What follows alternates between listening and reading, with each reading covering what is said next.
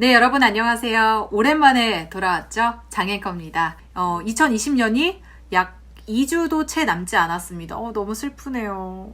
나이를 먹는다는 게 물론 제가 나이가 많진 않습니다만 나이가 든다는 건 참 좋기도 하지만 슬프기도 한 그런 일인 것 같습니다. 올해를 잘 마무리하는 것도 중요하지만요.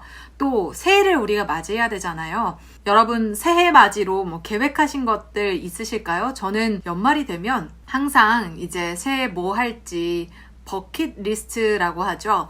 새해 하고 싶은 것, 이루고 싶은 것, 목표하는 것들을 좀 적어보거든요. 여러분들도 아직 하지 않으셨다면 올 한 해 잘 되짚어보시고 내년을 준비하는 마음에서 2021년 목표, 버킷리스트를 적어보시기 바랍니다. 이게 구독자 이벤트는 아니에요. 그래서 여러분들 혹시 헷갈리실 수 있기 때문에 이거는 공개를 하기 또 조심스러울 수도 있고 비밀스러운 이야기가 있을 수도 있으니까 잘 간직하셨다가 2021년에 한 번씩 꺼내보시면 좋을 것 같아서 해보시라고 말씀을 드렸고요. 구독자 이벤트는 구독자 이름 짓기입니다. 저희 채널의 구독자분들 한 분 한 분 너무 소중해서 뭔가 구독자분들을 부를 수 있는 이름이 있으면 좋겠다 싶더라고요. 그래서 어떤 이름이 좋을지 고민을 해봤는데 주린이들로 하자니 주린이라는 말 많이 쓰기도 하지만 주린이가 아니실 수도 있잖아요. 미국 주식 정말 잘하시는 분들도 궁금해서 제 채널에 놀러 오실 수도 있고 그래서 다양한 아이디어를 조금 어떻게 얻으면 좋을까 생각을 하다가 구독자 이벤트를 열어야겠다. 제가 채널을 오픈한 기념으로 구독자분들께 선물을 드리는 그런 마음에서 한번 이벤트를 열게 되었고요. 구독자 이름 생각나시는 대로 다 남겨주시면 좋을 것 같아요. 그 중에서 제가 하나 채택할 거고요. 가장 참신한 이름으로 채택이 되신 분들을 위해서 제가 올 연말 따뜻하게 커피 한잔 하시라고 커피 쿠폰, 스타벅스 커피 쿠폰 보내드리겠습니다. 이 구독자 이벤트는 12월 20일이죠.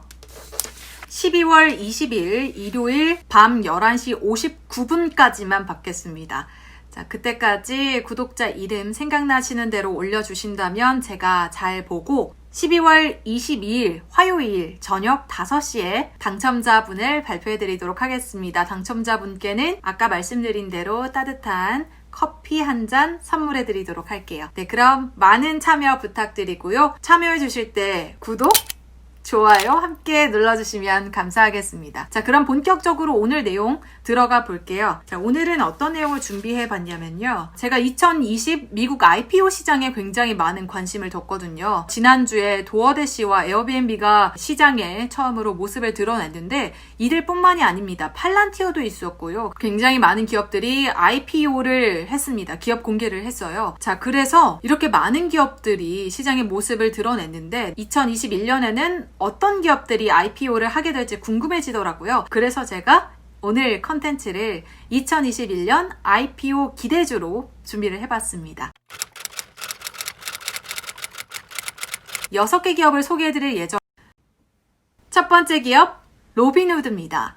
자, 로빈후드 수수료 제로를 내세워서 미국판 동학개미 운동을 이끈 이런 플랫폼이죠. 한국은 동학개미 운동이다라고 보면 미국은 서학개미 운동이죠. 2013년 4월에 실리콘밸리에서 설립이 됐고요. 스탠퍼드 대학교 수학과와 물리학과를 전공한 두 공동 창업자가 함께 이 회사를 세웠습니다. 바이주바트와 블라디미르 테네트인데요. 이 두 친구는 룸메이트로 만나서 창업의 꿈을 갖고 뉴욕으로 처음에 향했다고 해요. 원래는 뉴욕에서 헤지펀드와 은행을 위해서 고빈도 매매거래 소프트웨어를 개발할 계획이었으나 2011년에 정말 뜻밖의 사건을 맞닥뜨렸습니다. 바로 2011년에 맞이하게 된 글로벌 금융위기죠. 따라서 이런 위기 때문에 다시 캘리포니아로 돌아올 수밖에 없었다고 하는데요. 그 이후에 이들은 창업의 꿈을 놓지 않고 몇몇의 기술자들과 함께 로빈후드를 만들었다고 합니다.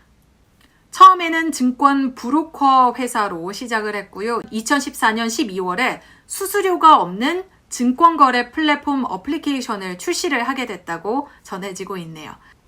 2016년에 100만 명의 이용자를 확보했는데 4년이 지난 지금은 얼만큼 늘었을까요?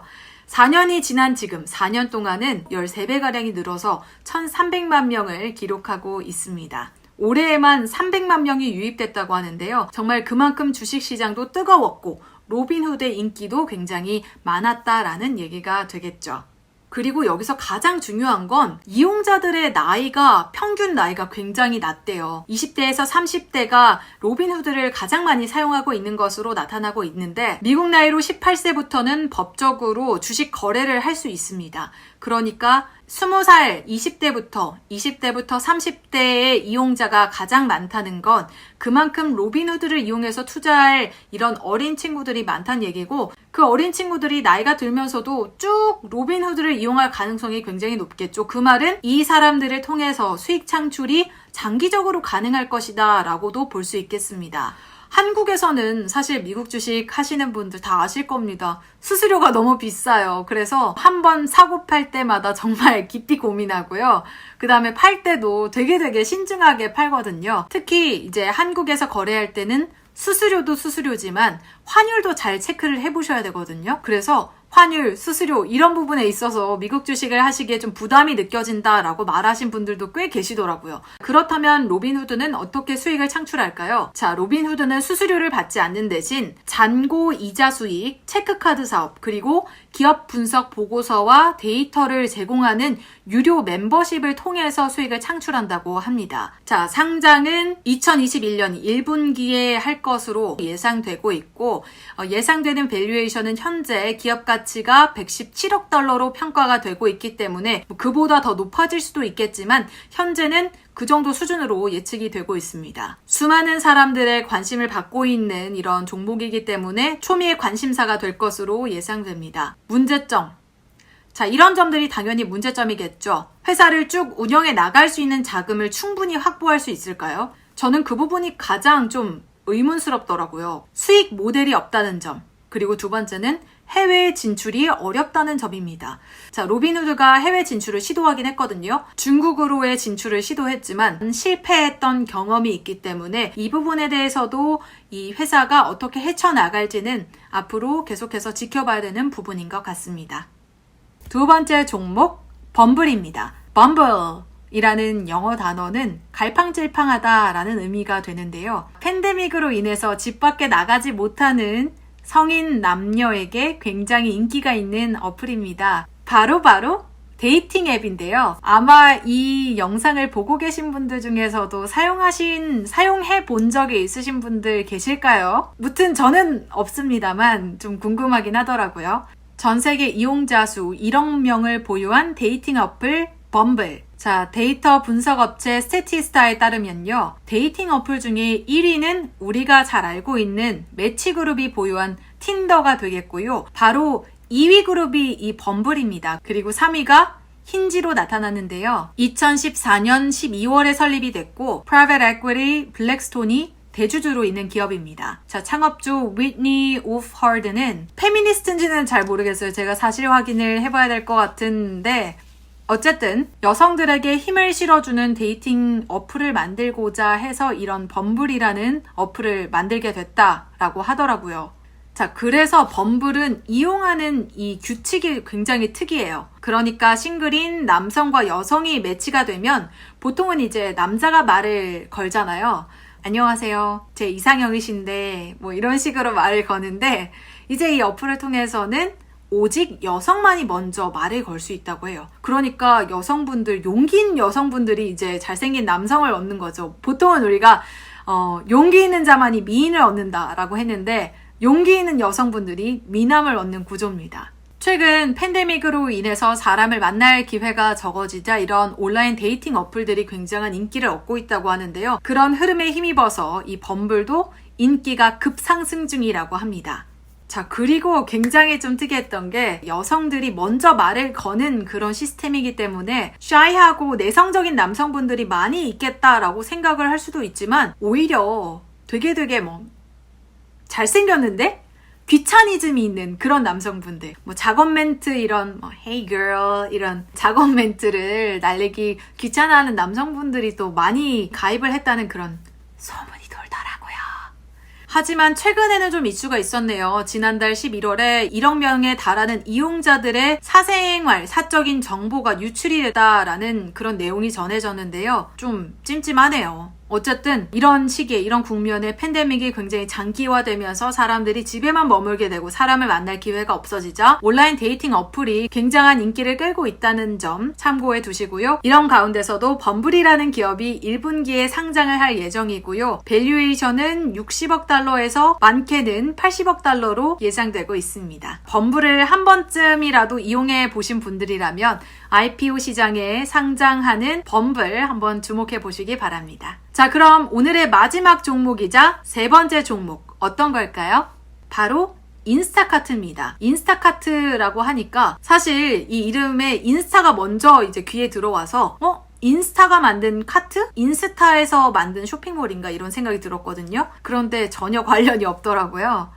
온라인을 기반으로 한 농작물 배송 서비스입니다. 이 회사의 표어가 되게 특이한데요. 1시간 내 농작물 배송입니다. 지난 2012년에 설립된 기업이고요. 여러 공동 창업자에 의해서 설립이 됐습니다. 이름이 조금 외우기 어려워서 아포르바 메파, 맥스뮬렌, 그리고 브란돈 레오나르도 이렇게 3명의 공동 창업자에 의해서 개발이 된 기업이고요. 팬데믹의 최대 수혜주 중 하나다라고 할 수 있겠습니다. 저만 해도 그렇습니다. 밖에 나가서 마트를 가기보다는 핸드폰으로 그냥 집에서 쉽게 클릭해서 주문을 하죠. 왜냐면 마트 가면 사람도 많이 만나죠. 그 다음에 밖에도 나가야 되죠. 지금 날씨는 춥죠. 그런데 집에서 이렇게 손가락만 터치하면 쉽게 우리 바로 집 앞에서 물건을 받아볼 수 있다는 편리함이 굉장한 이점이죠. 이전에는 배달 필요성을 못 느꼈던 사람들조차도 이제는 모두 다 배달을 시키면서 인스타카트가 중간 매개체 역할을 톡톡히 해내고 있는 것으로 보입니다. 자, 여기서 중요한 건 경쟁사인 월마트와는 달리 인스타카트는 우버처럼 배달원이 원할 때 일을 잡을 수 있다고 하는데요. 여기에다가 이렇게 대형 이커머스나 대형 마트, 아마존이나 월마트들이 하지 못하는 일을 하고 있어요. 그게 바로 지역의 작은 가게들 또는 규모가 그다지 크지 않은 기업들을 위주로 배송 서비스를 제공하면서 우호적인 관계를 맺고 있습니다. 소비자를 대신해서 어디든지 다녀주면서 장을 봐주고 그 대신에 수수료를 받게 되는 구조인 거죠. 자, 이렇게 인스타카트는 500개의 소매 판매 업체와 4만 곳이 넘는 상점들과 함께 거래를 이루어 나가고 있다고 합니다. 이런 작은 가게들이라고 했지만 사실은 이제 배송 서비스가 잘 구축되어 있지 않은 큰 기업들도 많이 있어요.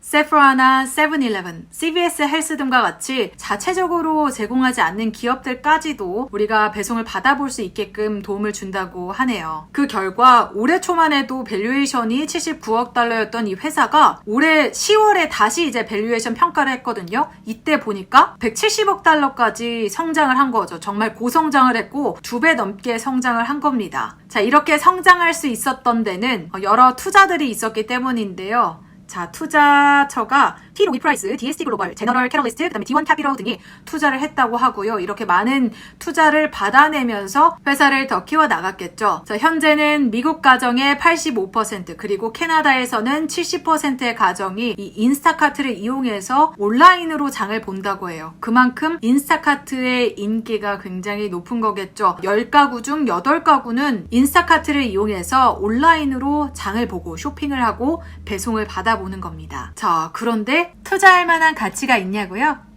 자, 이 기사를 통해서 함께 확인해 보시죠. 자, 기사 올려드릴게요.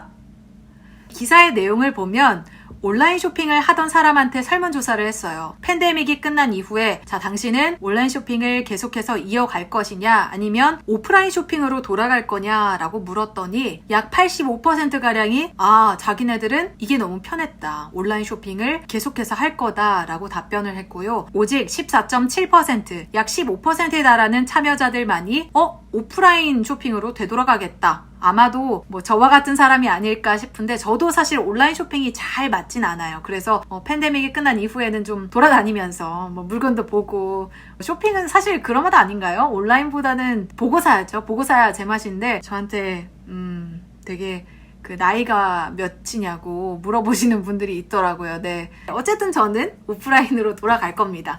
하지만 온라인으로 계속해서 쇼핑을 하겠다는 사람들이 굉장히 많다 보니까 인스타카트의 온라인 쇼핑량도 그다지 줄어들 것 같진 않더라고요. 그래서 이걸 보니까 충분히 성장 가능하지 않을까라는 생각을 하게 됐습니다. 자, 이렇게 3가지 기업 오늘 함께 알아봤는데요. 과연 2021년 IPO 시장에 멋진 데뷔를 할 수 있을지 계속해서 지켜보셔야겠고요. 저는 다음 파트 2 때도 이렇게 3가지 종목을 들고 찾아오겠습니다. 여러분, 제가 아까 소개해드린 구독자 이벤트 잊지 않으셨죠? 구독자분들 어떤 이름으로 불러드리면 좋을지 아이디어 많이 내주시고요. 그 가운데 베스트 이름 제가 채택해서 채택되신 분께 연말 따뜻하게 보내시라고 커피 쿠폰 한 분께 보내드리겠습니다. 기다리고 있을게요.